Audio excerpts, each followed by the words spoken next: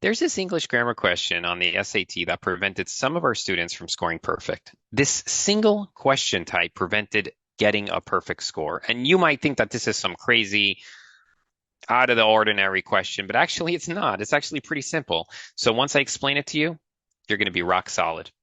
And it's actually showing up on the digital SAT. So it's really easy to get right once you understand the concept, and that's what I'm going to dive into right now. You need to understand the concept of introductory clauses. Introductory clauses sets the stage for what you're about to describe. So for example, if I have the sentence, while waiting for the bus, comma, I texted my friend. The while waiting for the bus is the introductory clause.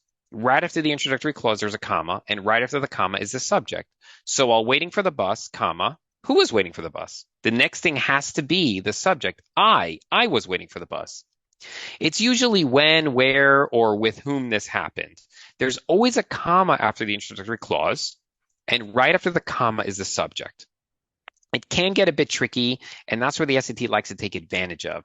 For example, eagerly anticipating his birthday, comma, Joe's presents were picked up by Joe.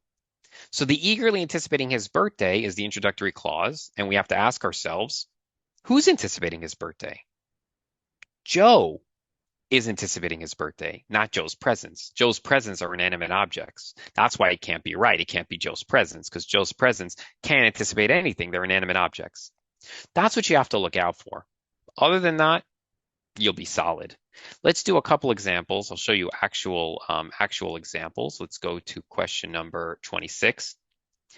Despite being cheap, versatile, and easy to produce, comma. Okay, so despite being cheap, versatile, and easy to produce, we're looking for the subject. So what's cheap, versatile, and easy to produce? So let's look at the answer choices. We really only need to look at the first word in the answer choices. There are two problems. No, that's not cheap, easy, and cheap, versatile, and easy to produce. Two problems. Well, two problems aren't easy to produce. Commercial plastics, two problems. Still not. Commercial plastics, yes. Don't get confused by C. C is not commercial plastics. C says they're still talking about their two problems. D says commercial plastics. Commercial plastics are cheap, versatile, and easy to produce. Got it. Let's move on to the next one. Number 22. In assessing the films of Japanese director Akira K, comma, who is assessing the films? Let's look at the answer choices. Many critics. Yeah, many critics.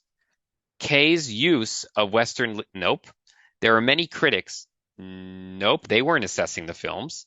The focus of many critics, the focus wasn't assessing the films. There are many wasn't assessing the films. His use wasn't assessing the films. Many critics, they were assessing the films. So be careful with that and make sure you answer it exactly. Let's look at 23. A pioneer in the field of T, the study of how organic remains fossils, comma. Okay, who was a pioneer? I guess we're looking for a person.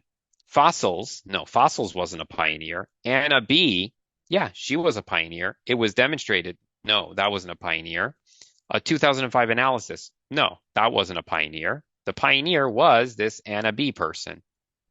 So hopefully that makes sense to you. And now you can recognize introductory clause, comma, and right after the comma has to be the subject. All right? Easy peasy. Go ahead and dominate. Off to the next video. Don't forget to like and subscribe. See you later.